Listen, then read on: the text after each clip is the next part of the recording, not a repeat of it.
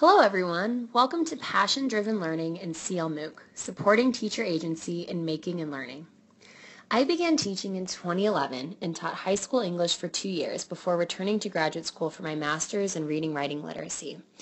As a new teacher, especially in my first year, I often felt an emotion that seems to affect many new teachers, isolation. While I was surrounded by students constantly, it seemed I hardly connected with other educators throughout the day. What's more, as I struggled with juggling the many tasks of a teacher, I was unsure of exactly where to turn. In my year of graduate school, I became acquainted with the concept of connected learning and was intrigued and excited by its usefulness for students. At the same time, I saw the use connected learning could have for teachers, an idea exemplified in Thrive by Mino Rami. All of this ultimately led me to connect with the National Writing Project's clmooc. In the summer of 2014, I supported and participated in Making Learning Connected 2014, otherwise known as clmooc. Throughout this summer, I saw educators across the United States and around the world network, create, make, and support, all in the name of education, including my co-presenter, Anna Smith.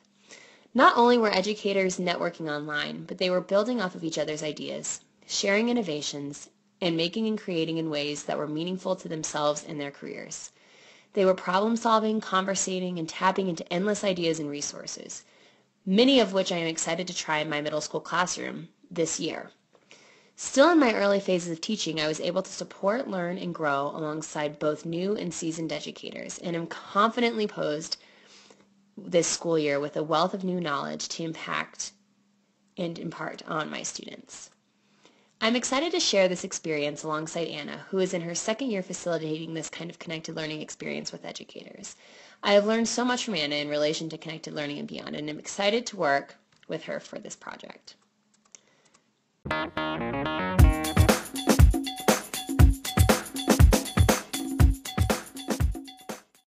So, what exactly is clmooc? Making Learning Connected is also known as clmooc, Connected Learning MOOC. MOOCs are massive open online courses. clmooc was completely open and free of charge to anyone who wanted to participate, and we like to think of it more as a collaboration than a course. Over the course of 6 weeks this past summer, clmooc provided many opportunities for participants to connect and form small groups in order to share and reflect on their work, which is what we think MOOC should be all about. Each participant directed his or her own learning.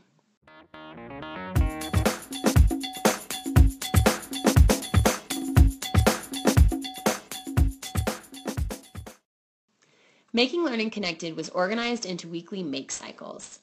Different than units or weekly study topics, make cycles are open-ended invitations to make, play, learn, and connect. At the beginning of every week, participants received a newsletter with prompts and possibilities that were meant to get the community creating, and then thinking and iterating in response. Make cycles are designed to be open rather than sequential. That means that a make cycle that sparks participants' interests or generates community activity and thinking might guide your work for longer than a week. It also means that someone who joins clmooc during the third make cycle doesn't need to go back and do anything in the first two. Teams from around the nation led the cycles, including National Writing Project educator teams from the Boise State Writing Project, the Northern California Writing Project, the Kane University Writing Project, and the Hudson Valley Writing Project, as well as UMedia colleagues from MakerJohn in Philadelphia, along clmooc gamers and mentors from Mozilla's webmaker community. A key emphasis over the course of clmooc was the connected learning principles. clmooc created an environment with a shared purpose that was interest-powered, production-centered, openly networked, academically oriented, and peer-supported. For example, CL Poet Tag during the Hack Your Writing make cycle exemplified shared purpose. All participants were creating poems, while also being production-centered. Participants created and remixed poems using various websites and mediums, and linked our learning among various open online spaces. It was also academically oriented in the nature of the poetry produced, and exemplified peer culture learning, as each new poem recognized and applauded the authors in poetry written before. Participants also chose to participate in passion-driven ways.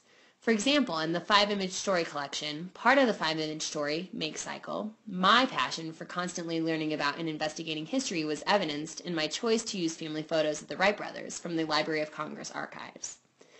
Other shared images of family members, travel locations, and art were also used.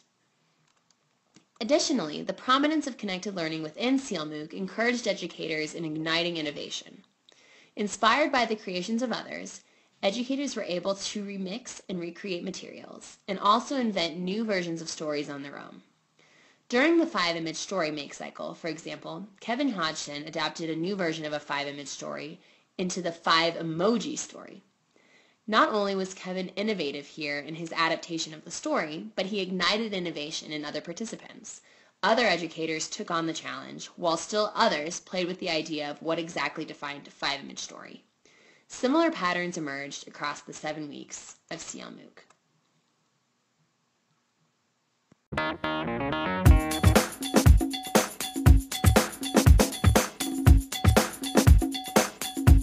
There, all of you, we're all a part of this clmooc, and it's been wonderful. And that CL, I wanted to emphasize, connected learning. There are many connected learning principles, but there are 4 that I kind of wanted to generate a bit of the conversation around. So I thought I'd start with the idea of networked learning, because in my opinion, Minu is an example of someone who has understood that the power of network learning in a profound way. So I kind of wanted to start with Minu and just ask you some simple questions. How did you build this professional learning network of yours? Many people know you for your Ing chat or ENG chat on Twitter weekly. Maybe you could talk a little bit about that, and then some of the mentors that you found along the way, and how you've grown your community of educators and your practice of educating through that notion of community, because I think that would inspire us all in thinking about connected learning. I think that's a really good question, and the idea of the role mentors have played in my life is such a close one to my heart. I think around my 4th and 5th year as a teacher, I was starting to realize that I needed to deepen my practice, and I needed to broaden my horizon as an educator. And I wasn't actually, not at my current school, but at my former school, I wasn't really part of a learning community within the school. I wasn't being nurtured by anyone. I felt alone. I felt isolated. I was grappling, but not the good sort of grappling. I was just struggling and not able to really find answers for myself. It was actually finding my local site, my Philadelphia Writing Project site, that sort of got me to think a little bit about what it means to learn in a community and how that can shape a teacher's practice. During that summer, after going through the Summer Institute, I was hanging out a little bit on Twitter. I was following educators. I was trying to figure out by watching from afar what were some of the practices that they were taking part in. And I kept saying to people over and over again that there should be a Twitter chat specifically for English teachers. There was a very large and very robust ed chat, which still happens to this day, but there wasn't a specific Twitter chat or a conversation via Twitter for English teachers. And people just got sick of me saying that over and over again, and just started saying back to me, well, if you really want to do this, why don't you start one? And I think I had like 100 followers at that time, barely, and I was like, I can't do that. But maybe because I had just gone through the Writing Project Summer Institute experience, I was really thinking about teacher agency and teacher leadership and what it means to contribute to one's profession. So I took a leap of faith, and I reached out to my mentors like Jim Burke, who really understood the power of this network very early on, and hosted one of the first ones. And then I also realized that it would be important for me to bring in guests. And over these past 4 years, this community has just grown tremendously. Hundreds of teachers, probably thousands of teachers daily share their questions, resources, ideas via this hashtag. And in some ways, it has gotten so much bigger than what I had imagined, and a lot of people don't even know that it was like this little, 6-year teacher from Philadelphia who started it. But I think that's the power of it. I think when thoughtful practitioners connect, I think amazing things happen. And I think that's why in-person networks and online networks, both of them have their values. I think it's so important for teachers to see the teacher across the hall and the teacher across the country both as resource and a potential way to learn about their practice.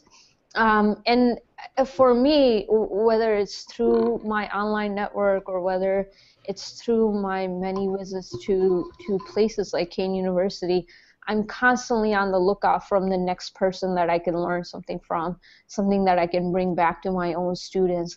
I think it goes back to the idea as teachers, as learners, like if we are constantly honing our practice, if we're constantly finding ways to connect and learn from others, I think we can bring that ethos and that energy to our own practice. And I think that models lifelong learning in such a deep and honest way that I think it really resonates with our students. I don't think we can talk about lifelong learning if we're not doing it. Storytelling with light, or this notion of storytelling with light. Did you guys bring stuff that you've been working on or stuff that you want to show off? Cool. Goda, why don't you start? So mine's not going to be a very good visual example because it's light in here, and I'm not going to be able to truly show the full effect, but this is a little box projector, and I created it by just drawing out a flat shape of a box, then folding it together, adding an LED in the back there, and creating a copper tape circuit on the back and on top that can be closed with a penny or any other sort of conductive thing. And then on the front, I just used a piece of tape and I drew a picture of my cat that only has one eye on it. And then when you close, I don't know if it will be visible at all, but when you close the circuit, the light goes on and you can cast a projection on something. And then, so the reason that I think that this is a couple things. One is that this can be, originally when I made this project, it was with a shoebox and a flashlight, so it totally doesn't have to be with these particular materials, and is like pretty adaptable to whatever you have around. Including household items. But also just when I was a kid, all of my baby pictures and all my family pictures were slides, and so we would like sit around and take out the slide projector and watch, look at the photos, and people would tell stories about it. So that's, I think, the way in which that this could be tied in to storytelling. And people can, once everybody makes their projector, maybe you can sit in a dark room and have people go around and talk about what the image is that they chose to put on there. And then some like alterations might be making some sort of a front addition so that you can swap out the different images you would put in front of it, or even maybe make one where you can move the images and create the illusion of motion. You could also try to come up with a different way to do the switch to make it go on. So those are some ways in which the project can be altered to create more challenges. I actually have my projector right here to show how like another projector can be made. This one has a switch on top, and it's supposed to be like a sunny day with the flower there. And I decorated the sides, and this is another way, like I could totally make a story about the sun and the background and stuff with this projector.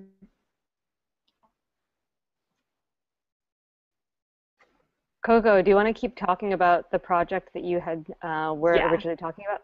Yeah, sorry about that. So another maker mentor at the Free Library and I came up with a way to relate it to the story of the Little Prince. But what we're doing by talking about connected learning versus learning is trying to distinguish between what we I guess through the ways that we have been doing teaching and learning for so many years, the ways that we've been structuring that has kind of limited the definition for a lot of people what learning looks like and can mean. And for me, real learning is something that has a place in my life, is connected to the people around me, is changes the way I see the world, It's not whether or not I have some discrete pieces of knowledge that I can put down on a test, right? So I think connected learning is one way to highlight some of the parts about learning that may not get attention with our old definitions. But I think eventually that connected word can go away, and we can just talk about learning. And I think that